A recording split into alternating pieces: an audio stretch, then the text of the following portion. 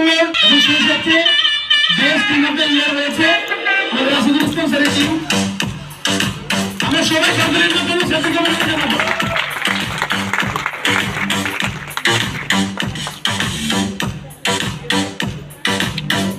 ছবি আশা করি তোলা হয়েছে, এত ছবি তুলে না সেটা আপনারা যায়।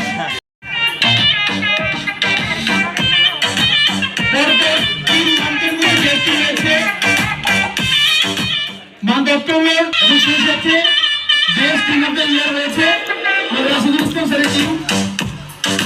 আমরা সবাই তাদের জন্য স্যারকে অভিনন্দন জানাবো।